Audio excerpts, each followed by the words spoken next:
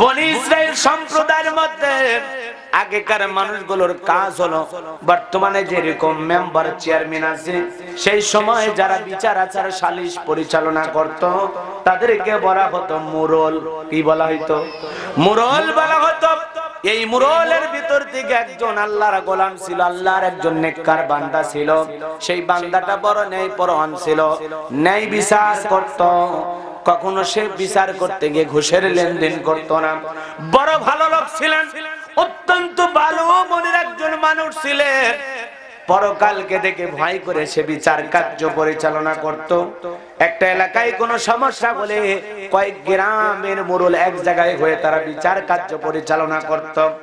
ওই মুরলদের মধ্য থেকে অন্যান্য মুরলের একদিন ডেকে বলে, ভাই আমরা যে বিচার করি বিনিময়ে তো কিছুই পাই না, যদি একটু এদিক সেদিক করা হয় বিনিময়ে আমরা ভালো কিছু দিরহাম পাবো, টাকা পয়সা পাবো। তার মানে ঘুষের প্রস্তাব দিল। কিসের প্রস্তাব? ওই যে একজন ভালো ব্যক্তি ছিল সে বলে না, পরকাল বলে একটা জীবন আছে, সেই জীবনে আল্লাহ রাব্বুল আলামিন বিচার কায়েম করবেন। আর ওই কঠিন কিয়ামতের ময়দানকে আমি ভয় করে, পরকালকে ভয় করে দুনিয়ার জীবনে আমি বিচার করতে গিয়ে কখনো ঘুষ লেনদেন করতে পারবো না। তোমরা এই কাজ থেকে বিরত হও। অন্যান্য মুরলেরা বলে না, ওই একজন ভালো ব্যক্তির কারণে আমরাও কিছু পাবো না, খালি খালি বিচার করব। এরপরে যদি কোথাও বিচারের জন্য মানুষজন আমাদেরকে ডাকে, আমরা নিজেরা বিচার করব, ওই ব্যক্তিকে আমরা ডাকবো না। এই সিদ্ধান্ত নিয়ে তারা বিচার শুরু করে দিল। আল্লাহর এই বান্দা যখন জানতে পারলো তারা বিচার কার্য পরিচালনা করতেছে, তাদের কাছে তিনি আসলেন। এসে দেখেন তেনারা যে বিচার করতেছে বিচারটা সঠিক নয়, বিচারটা ভুল করতেছেন। বাদীর পক্ষে রায় না দিয়ে বিবাদীর পক্ষে রায় দিয়েছেন। যেটা অন্যায় সেটাকে সারা প্রশ্রয় দিয়েছেন, আর যেটা ন্যায় সেটাকে তারা একেবারে মাটির নিচে ডাবিয়ে দিয়েছেন। একেবারে সত্যের পক্ষে বিচার না করে তারা মিথ্যার পক্ষে বিচার করেছেন, সঠিক বিচার না করে তারা ব্যাঠিক বিচার করেছেন। কিছু টাকা খাওয়ার আশায়, লোভ লালসার আশায়। কথা মনে হয় বোঝেন না? ভালো করে বোঝার চেষ্টা করবেন। আজও পৃথিবীর জমিনের টাকা পয়সা দিলে বিচারে এদিক সেদিক করা সম্ভব কিনা? আরো জোরে বলেন, সম্ভব কিনা?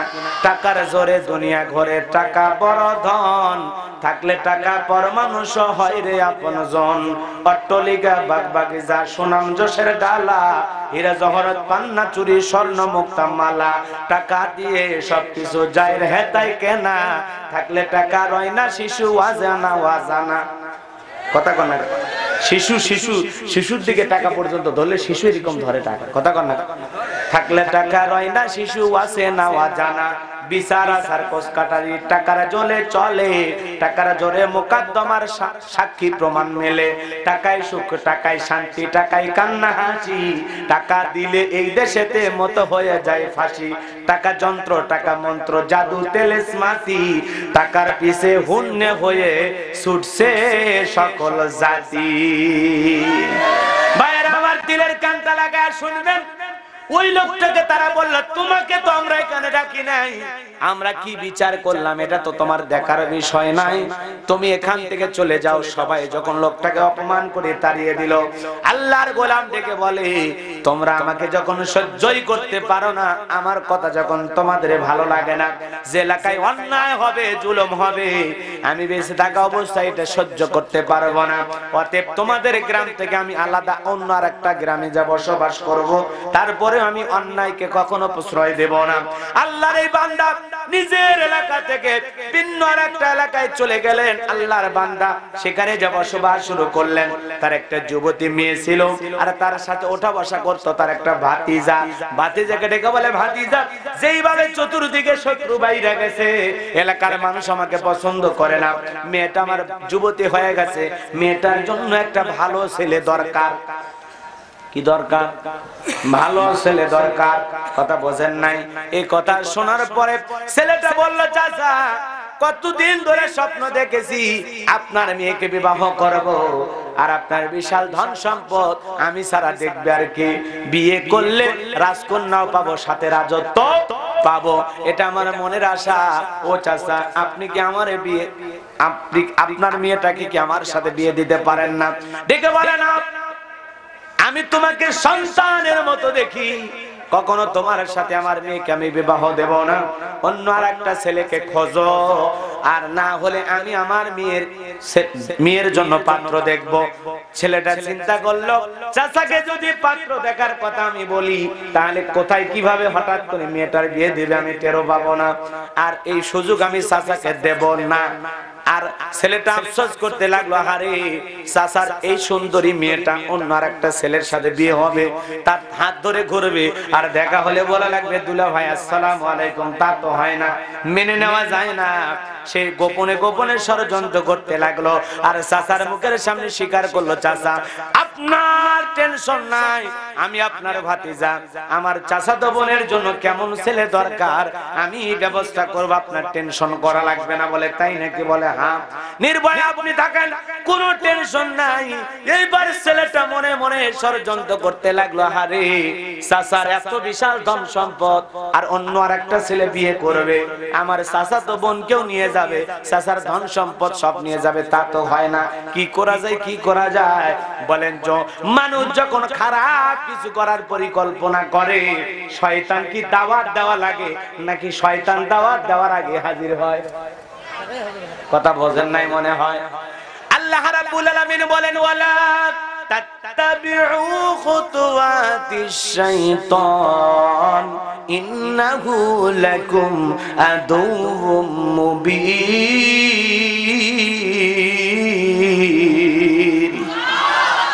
শয়তান তোমাদের প্রকাশ্য দুশমন, শয়তানের পথকে তোমরা অনুসরণ করো না, শয়তান তোমাদের প্রকাশ্য শত্রু, প্রকাশ্য দুশমন। তাহলে বলেন তো, সেই শয়তান এইবার হাজির হয়েছে। যুবকের মনের ভিতরে ওয়াসওয়াসা দিতে লাগলো, এ যুবক, তুমি কি মানুষ হত্যা করতে পারবা? যুবক বলে, প্রয়োজনের তাগিদে তাই করা লাগবে, প্রয়োজনের তাগিদে তাই করা লাগবে। তখন ডেকে বলে, যুবক, মানুষ হত্যা করার মতো যদি তোমার সাহস থাকে আর কাছে অস্ত্র থাকে, টেনশন তাহলে করো না। রাত্রি যখন গভীর হয়ে যাবে, তোমার চাচাতো বোন যখন ঘুমাবে, তোমার চাচা যখন ঘুমের মধ্যে চলে যাবে, ওই ঘুমের ঘরে রাতের আধারে আস্তে করে যায় তোমার চাচাকে ওই ধারালো অস্ত্র দিয়ে আঘাত করবা, চাচাকে হত্যা করবা। চাচা যদি মারা যায়, চাচার ধন সম্পদ তোমার, চাচাতো বোনও তোমার। শয়তানের এই ওয়াসওয়াসা বুদ্ধি এই যুবকটা কাজে লাগানোর জন্য বলতেছে, বুদ্ধি তো খারাপ না, এখন তাই আমার করা লাগবে। রাত্রি গভীর হয়ে গেল, সবার চোখে ঘুম এসে গেছে, কিন্তু এই দুষ্ট যুবকের চোখে ঘুম নাই। কিছু এরকম দুষ্ট যুবক আমার দেশে আছে না নাই? কথা বলেন, আছে না নাই? রাত্রি 12টা 1টা 2টার দিকে ইয়াবা ফেন্সিডিল গাঁজা মদ খায়, গাছক ধাক্কা মারে, কয় ভাইজান সাইদ দেন। বউজি দরজা খোলে, অমুকের বাপ তুমি ঢোলকা, কয় মা তুই বুঝবো না যে একটু বেশি মাল খাসি। মদ খায় নিশা করে বউরে কি কয়া ডাকে? মা কয়া ডাকে, মা কয়া ডাকে।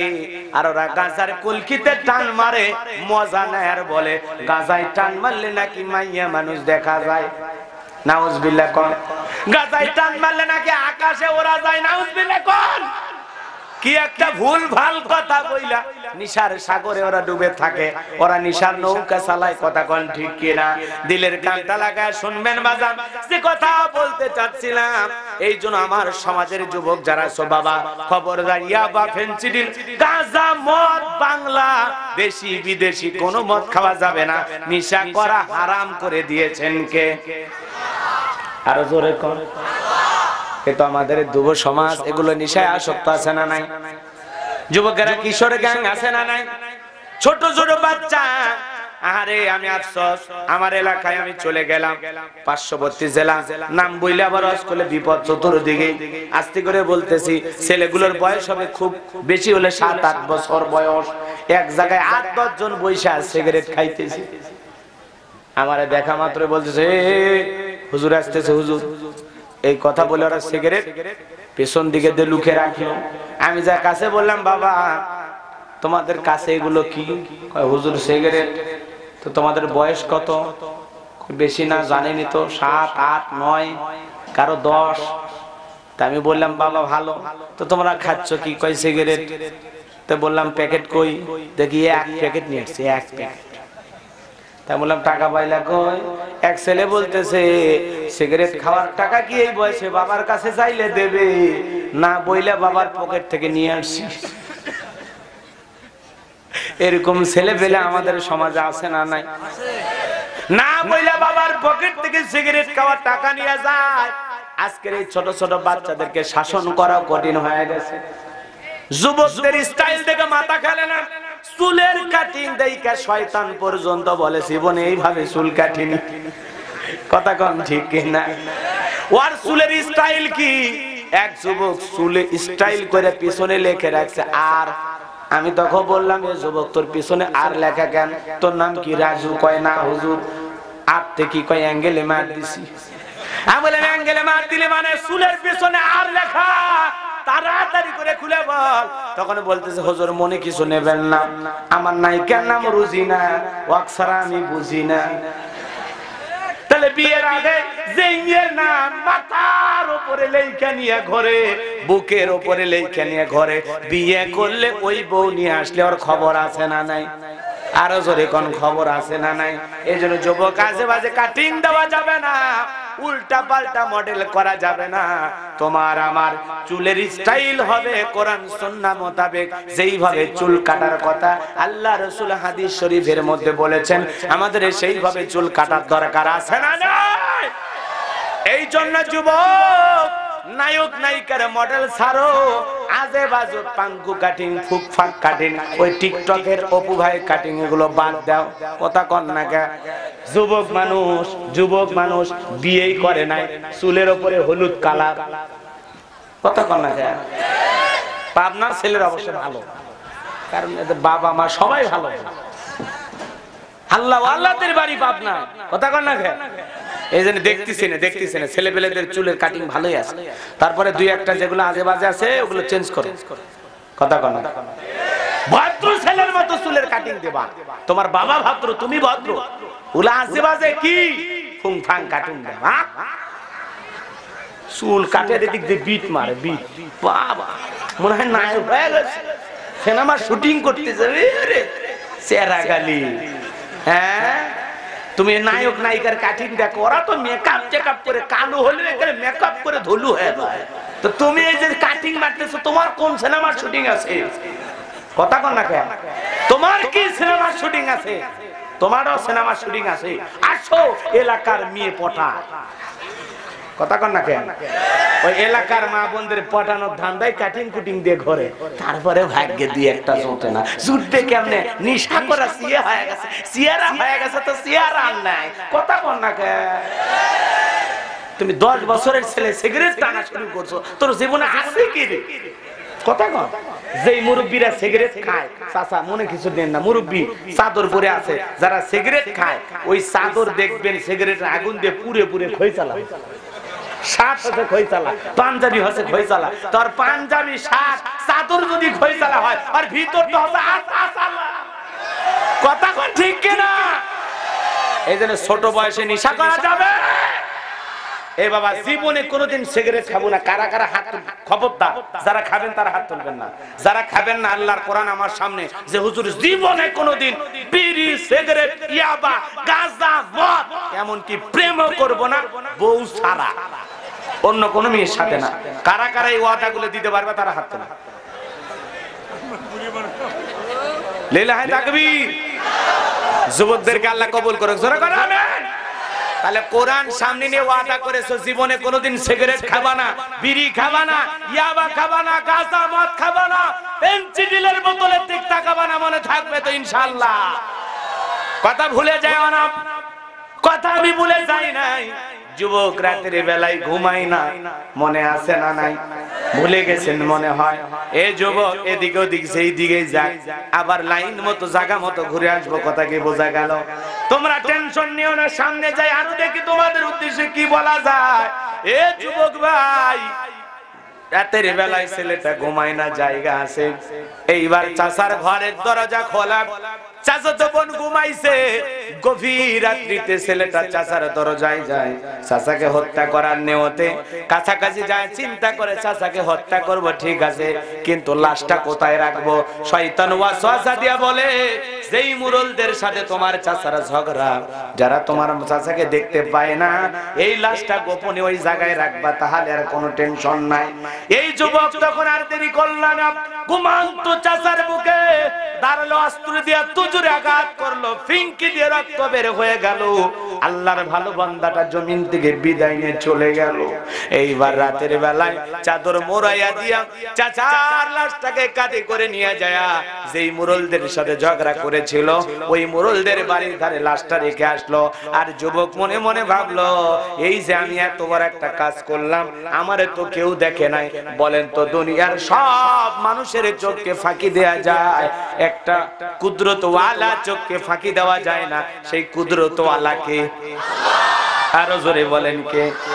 ইন্নাল্লাহা খাবীরুম বিমা তা'মালুন। সকল খবর জানে কে? সবার আগে সব খবর আমার আল্লাহ জানে। এই জন্য যুবক, দিনের আলোতে বলো, রাতের আধারে বলো, গোপনে বলো, প্রকাশ্যে বলো, বা তিনি ভয়ে বলো, যেখানেই বলো না কেন, অন্যায় অপরাধ গুনাহের কাজ আমরা যা করি না কেন, সমস্ত গুনাহগুলো লিপিবদ্ধ হচ্ছে। কথা বলেন ঠিক কিনা? এই জন্য আমরা গোপনেও গুনাহ ছেড়ে দেব কার ভয়ে? প্রকাশ্যে গুনাহ ছেড়ে দেব কার ভয়ে? যাদের দিলের ভিতরে তাকওয়া আছে, আল্লাহর ভয় আছে, আল্লাযীনা ইযা যুকিরাল্লাহু ওয়াজিলাত কুলুবুহুম, যারা ঈমানদার তাদের সামনে যখন রবের নাম উচ্চারণ করা হয়, ভয়ে তাদের অন্তর আত্মা কম্পন সৃষ্টি হয়ে যায়, তারা আল্লাহকে ভয় পায়। আর যারা আল্লাহকে ভয় পায় তারা কখনো গুনাহের কাজের দিকে অগ্রসর হতে পারে না, তারা গুনাহমুক্ত জীবন যাপন করবে। কথা বলেন ঠিক কিনা? দিলের কানটা লাগায় শোনেন ও পাবনা চাটমোহরের মুসলমানেরা, এ তরুণ যুবক ভাইরা, ভালো করে আলোচনাগুলো খেয়াল করে শোনো। এইবার পরের দিন সকাল হয়ে গেল, চাচাতো বোন ঘরে ঢুকে দেখে বাবা নাই, আশেপাশে খুঁজে বাবা নাই। এইবার চাচাতো ভাইকে ডেকে বলে, ভাই এখানে ওখানে সব জায়গায় খুঁজলাম, বাবারে তো পাই না। বলে, চাচা আমার ভালো মানুষ গেল কোথায়? বলে, তাড়াতাড়ি করে ওঠেন, চলেন তো আমার আব্বাজান একটু খুঁজে নিয়ে আসি। এইবার দুইজন মিলে খোঁজা শুরু করলো। খুঁজতে খুঁজতে ওই যুবক ডেকে বলে, শোনো, এখানে খুঁজে লাভ নাই, ওই চাচা ওই গ্রামে হয়তো বা যাইতে পারে, কারণ আকাম তো করছে। কথা কন্যাকে এই জন্য আকার ইঙ্গিতে প্রকাশ করে বলতেছে, ওইখানে গেলে হয়তো বা চাচারে পাবো, চলো তো আমরা যাই। দুইজন মিলে চলে গেল, যায় ঠিক যেই জায়গায় লাশ রেখে এসেছে, দেখেও না দেখার ভান করে ওই যুবক খুঁজতেছে, আর ওই মেয়েটা খুঁজতে খুঁজতে তাকায়া দেখে কে যেন চাদর মুড়ে ওখানে পড়ে আছে। চাদর মুখ থেকে টান দিয়ে দেখে রক্তাক্ত অবস্থায় তার বাবা পড়ে আছে। তখন দেখে বলে, ও চাচাতো ভাই এই দিকে আসো, বাবারে কে যেন মাইরে জায়গায় ফেলায় গেছে। ও বাবা, তুমি ছাড়া আমার কেউ নাই বাবা। এই কথা বলে মেয়েটা বাবার শোকে হাউমাউ করে কান্না শুরু করে দিল। মেয়েটা কান্দে, কারণ মেয়েটার কে মারা গেছে। আরো জোরে বলে, বাবাকে হত্যা করা হয়েছে। মেয়েটা কান্না করে, হাউমাউ করে কাঁদে আর বলে, বাবা কই রাইখা গেলা, কার কাছে রাইখা গেলা বাবা?